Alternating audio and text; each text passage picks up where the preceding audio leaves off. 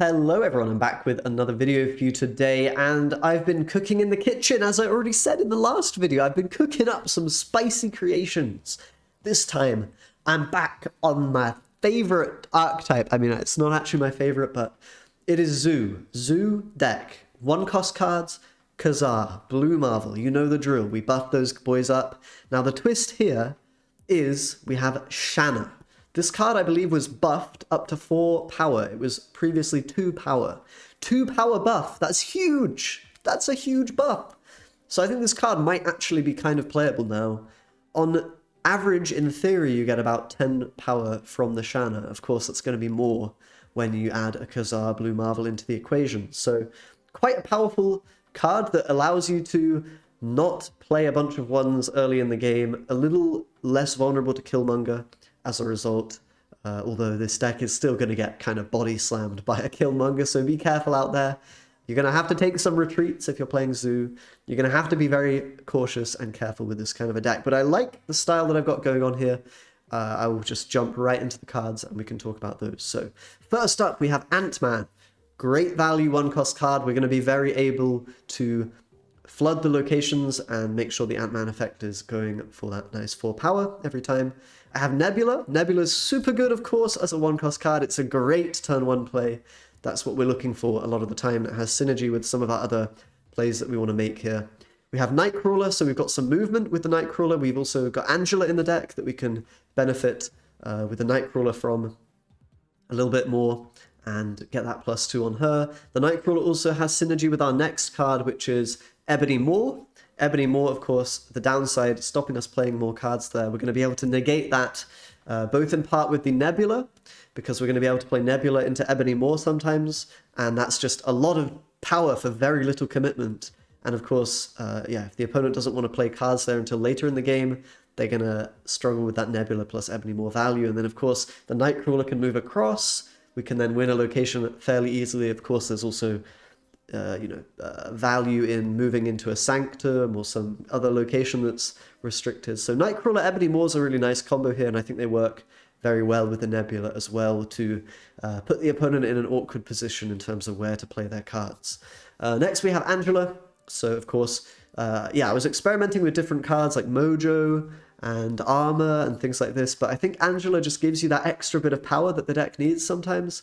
While it's not amazing with Shanna, because Shanna does not get the, she buffs Angela if you play it in the lane, but only once, right? If you put a different 1-cost unit there, then that 1-cost unit from Shanna does not buff Angela. So there's a bit of anti-synergy, but I think the Angela's just worth it with that Nightcrawler as well in general. So yeah, got it in the deck. We have Zabu as well. So Zabu is really cool here because it allows us to play 2 4-cost cards at the end of the game, maybe a Ka-Zar and a Shanna, for a surprising amount of points just bursting out from nowhere. It allows us to do a Shang-Chi plus Shanna, a Shang-Chi plus Ka-Zar, even a Mr. Fantastic as a 3-cost plus a Shanna. There's some really nice tricks you can do once you've got that Zabu on the board. Some very unexpected plays and some good value there to be found. I have a Lizard as well as another 2-drop. This is definitely the most questionable card, I would say, in the deck. I'm not sure it's the right one. You might want to play Star-Lord instead, actually. I think that could be quite good because you have the Nebula, which you can maybe pair with the Star-Lord. And Star-Lord, I think, if it hits, it's just way better than Lizard. So, yeah, not 100% sure on Lizard, but it's a fine card generally. We have Mr. Fantastic. I think this is good because we've got the Ebony Maw. So we're able to get more strength in that location. And Mr. Fantastic's just a solid option in general, especially when we're going wide. I want to be able to spread all my strength around. I don't necessarily mind having strength in all the locations. It's also good with Nebula. You can, in a low commitment way, spread your strength around, and that can be quite hard for the opponent to deal with. We have Shang-Chi. Great card, kind of necessary to deal with people that are being a bit more greedy than this deck is, and to, just get you that extra sort of power play that you need sometimes to win you the game. We've got Ka-Zar, really good with all the 1-costs. It's kind of integral for the deck. If you don't draw the Ka-Zar, you might be wanting to retreat, to be honest. Same sort of deal with the Shanna and the Blue Marvel, which are the final 2 cards. The idea here is pretty simple. We just play the Shanna.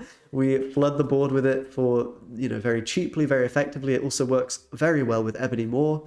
because we're going to be able to put another 1-cost unit into the Ebony Maw location.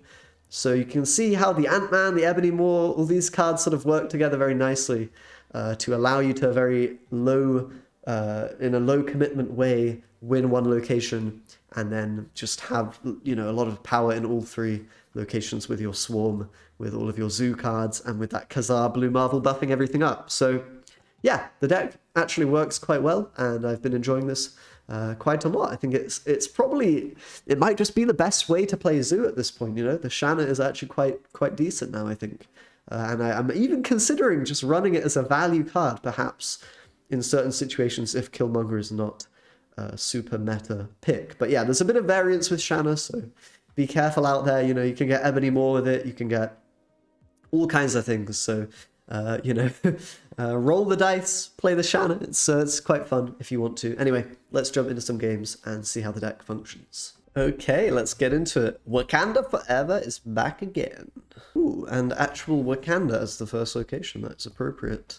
I'm going to play Nebula in there, of course. Keep her protected. That's really nice. Saves me having to run armor in my deck. Can't be too upset about that.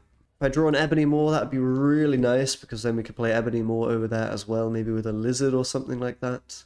Sinister London's not very exciting for my Angela. It's a little bit more exciting for Blue Marvel and things like that. I might not even play Angela here. It seems to me like it won't be that good, to be honest. I think I'll just play a Zabu now. Bubbly and Wakanda, yeah. Maybe double Mr. Fantastic, double Ka-Zar, double Blue Marvel in an ideal world, something like that. But we'll see. I think Angela on this particular location is just not doing enough for you, unfortunately. Yeah, double Ka-Zar, I think that's good. Can't really complain.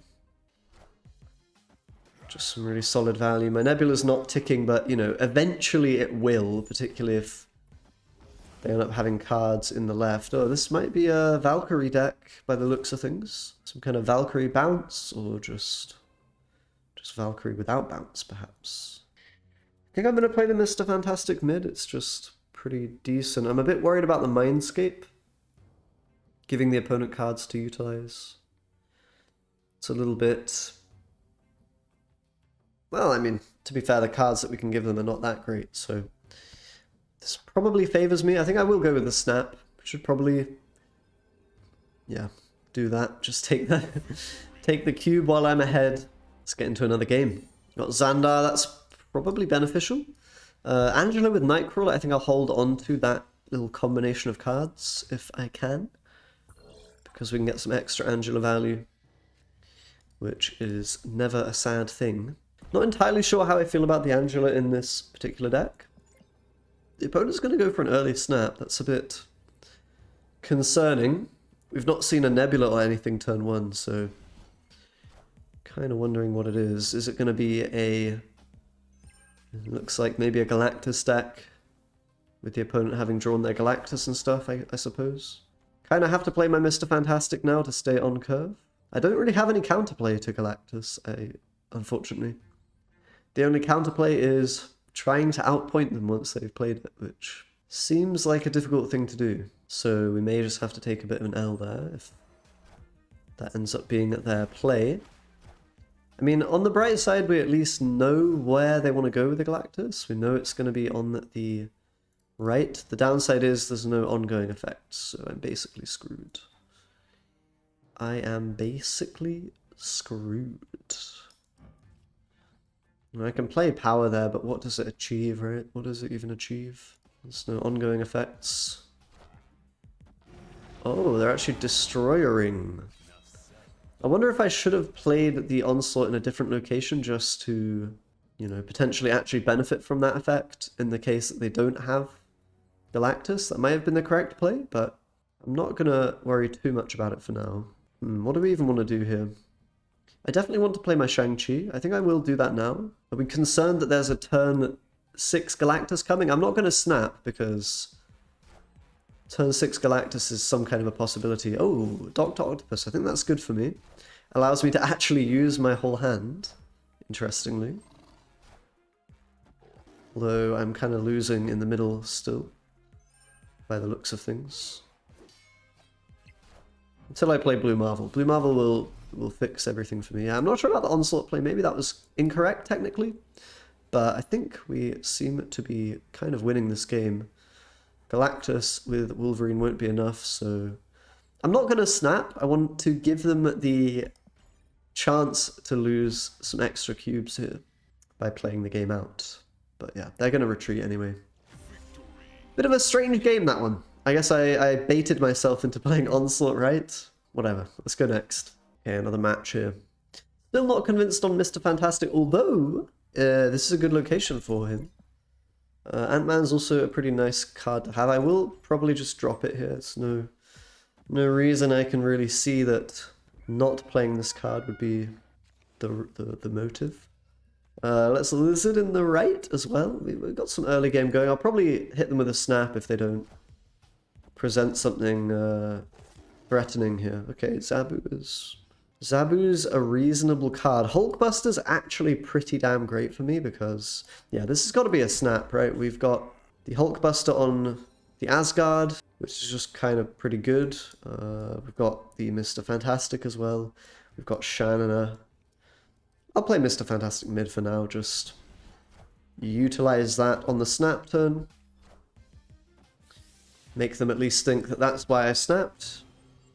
White Queen's given them Blue Marvel. Okay, not a huge issue. I might just go with the Shanna now.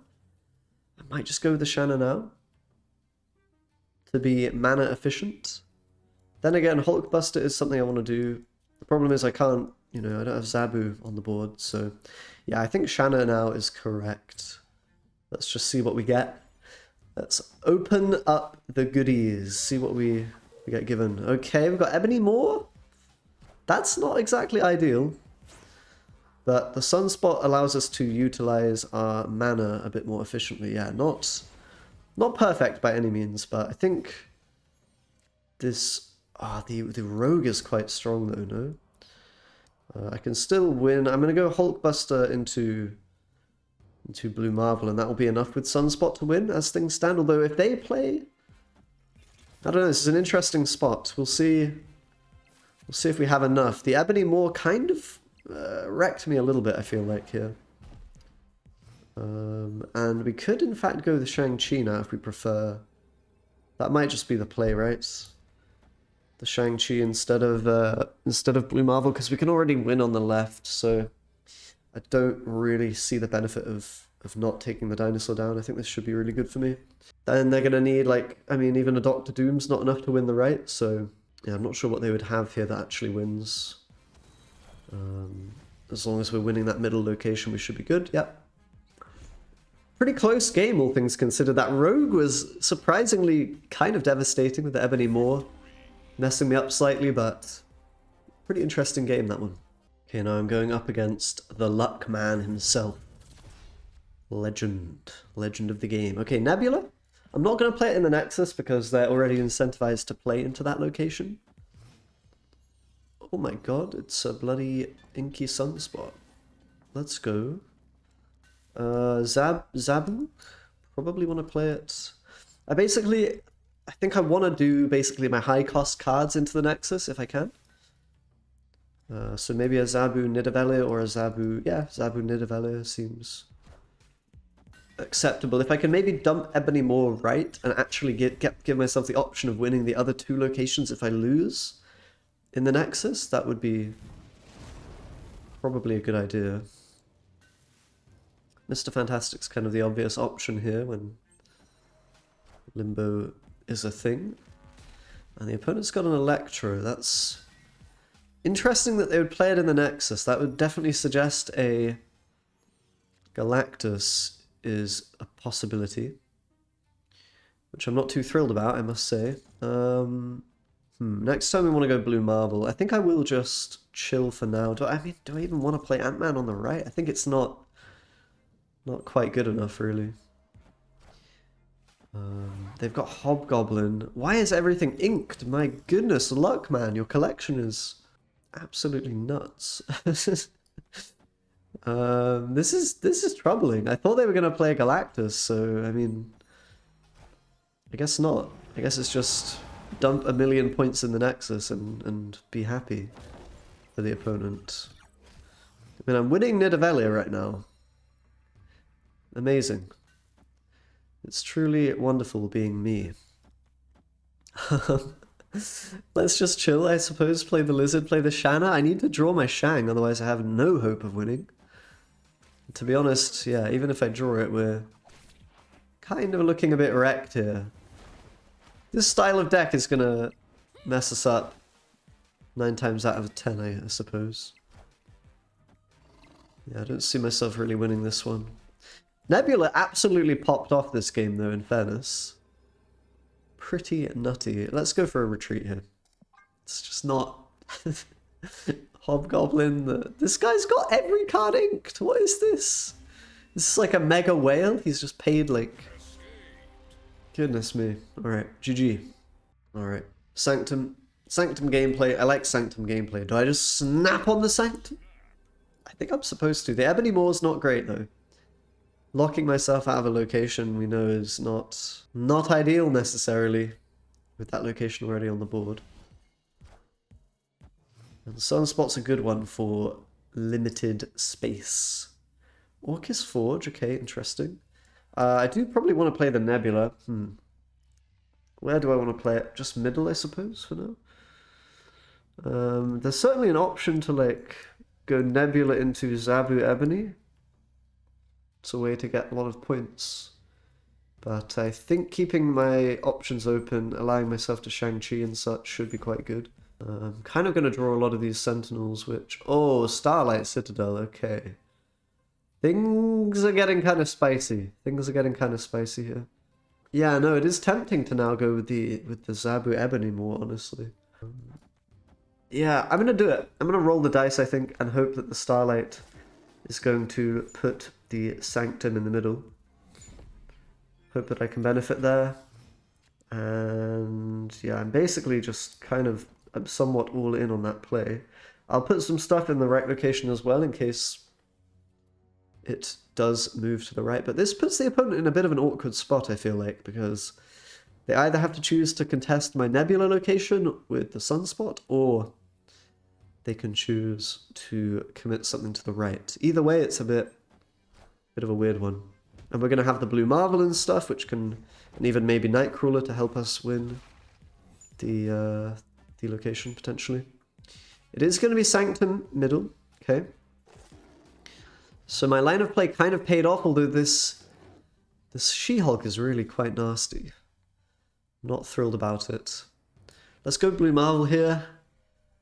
I mean, I still think my chances are pretty good, because in order for them to win the middle, they do have to float mana with Sunspot. And we know they've already played She-Hulk, so there's not a huge amount of excess value that can be gained there. It's just going to be difficult for them to win, you know, 2 locations, I feel. Hopefully. Especially when I've got a Shang-Chi. And we know Shang-Chi is a pretty good card into the likes of Red Skull. Don't have initiative, which is a little bit unfortunate. A little bit unfortunate indeed. I think I've got to play Ka-Zar in the left.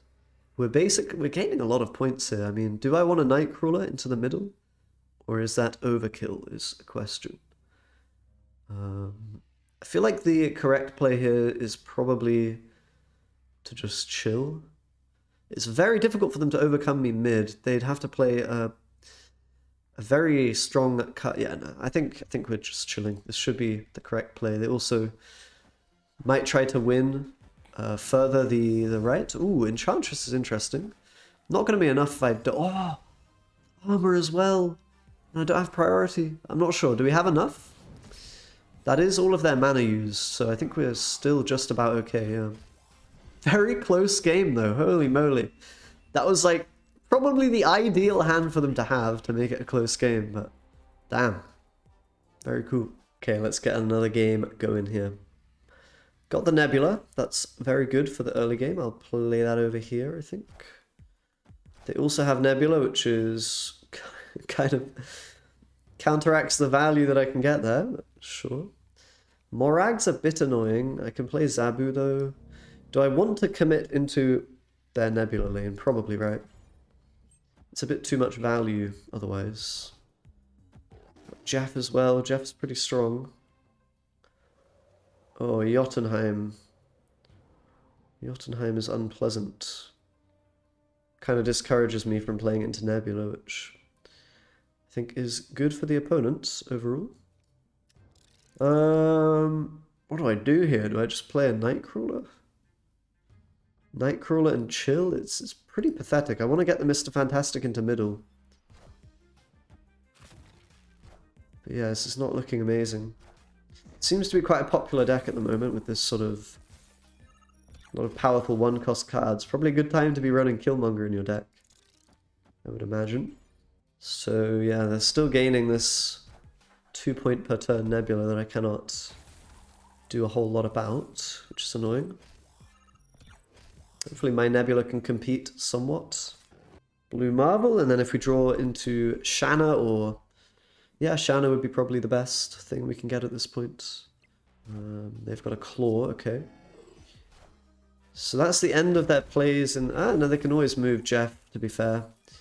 Good counter to Nebula, having a card that can move. I mean, the value they've got from their Nebula is like quite unfair, really. The Angela is like not amazing as well.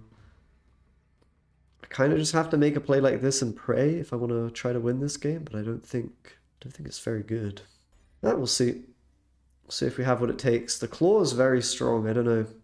Jeff as well, I mean.